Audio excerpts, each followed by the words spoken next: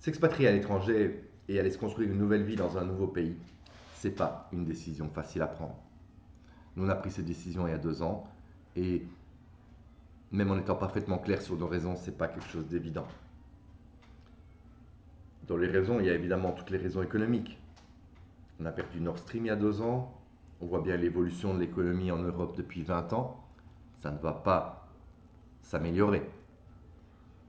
Et puis, il n'y a plus d'emploi. Il n'y a plus aucune opportunité d'emploi. Et même si vous avez un emploi, vous gagnez 1500, 1600 euros par mois parce que on vous prend la moitié de votre salaire, au moins la moitié de notre salaire. Donc, les taxes, on n'en pouvait plus. Et les taxes, pourquoi faire? Moi, ça ne me dérange pas de payer pour des services publics, il n'y a pas de problème. Mais quel service public on a ici en Belgique?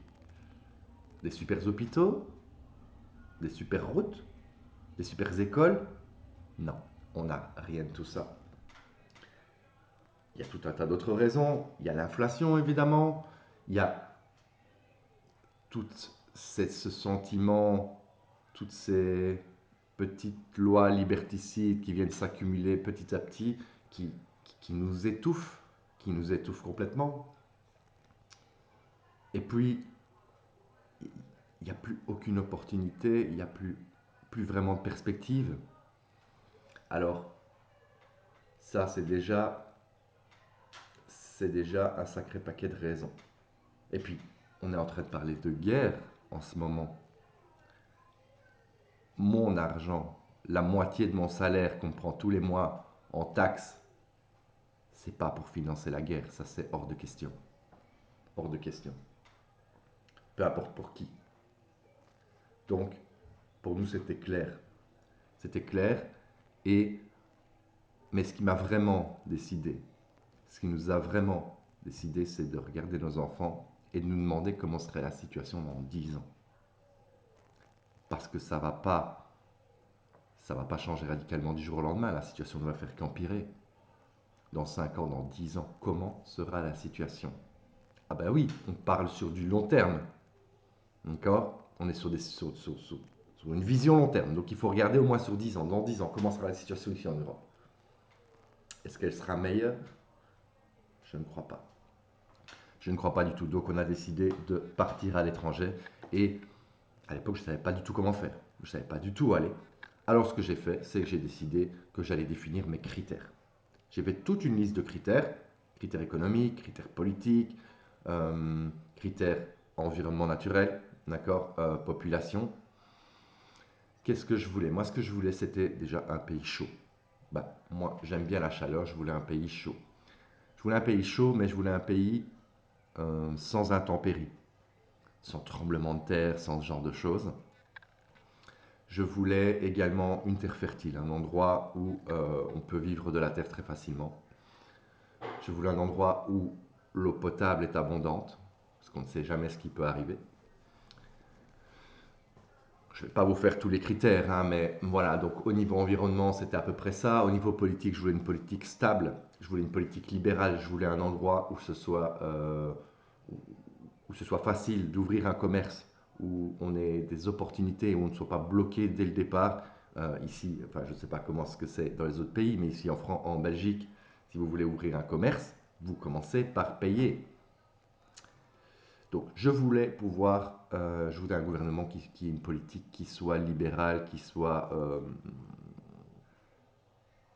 pas trop interventionniste, d'accord. Je voulais aussi également, et ça c'était très important pour nous, c'était la population.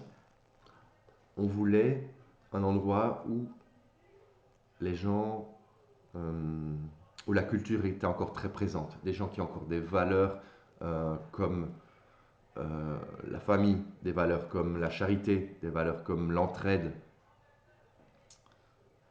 comme le respect de son prochain.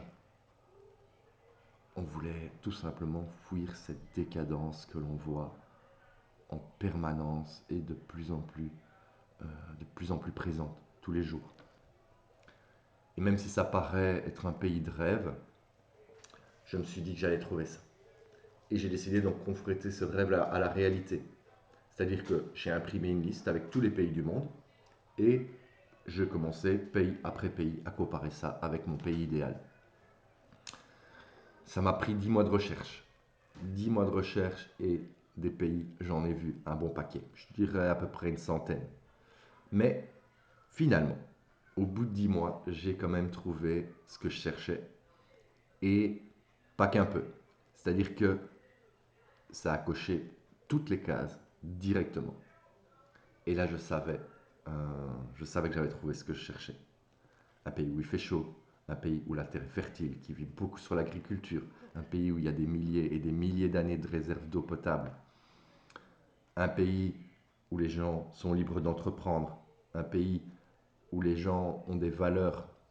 Alors, c'est un pays qui est très catholique, donc les gens ont des valeurs tournées vers la famille, tournées vers la charité, tournées vers l'entraide, l'aide de son prochain. Et les gens ont encore un peu de spiritualité, d'accord. Euh, un pays qui a une économie en croissance depuis longtemps, qui a une politique stable. Et ça paraît trop beau pour être vrai, mais on a trouvé ce pays et je pense vraiment que ce pays, c'est le Paraguay.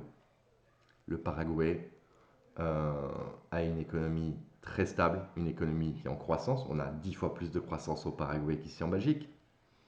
C'est un pays qui a une politique stable depuis 60 ans. C'est un pays qui a une terre hyper fertile. Voilà. Donc tout ça s'est mis en place et on a su très vite que le Paraguay, c'était vraiment un pays idéal pour nous. Donc, on s'est lancé, on a demandé de l'aide et on est parti il y a un peu plus d'un an maintenant demander notre résidence au Paraguay. Donc, j'ai maintenant ma résidence paraguayenne, je suis résident temporaire au Paraguay, mais je veux dire, c'est pas. Ça, c'est la partie facile du boulot. Je veux dire, c'est pas le plus difficile. Le plus difficile, c'est quoi? C'est de préparer son départ définitif. Parce que oui, le Paraguay, c'est peut-être un pays super, mais c'est à peu près 450-500 $ le revenu moyen. Donc c'est pas un pays dans lequel on va travailler comme employé. Donc faut créer un revenu, il fallait trouver un moyen d'obtenir des revenus facilement et en dehors du pays. Et donc c'est ça que je mets en place depuis à peu près un an maintenant.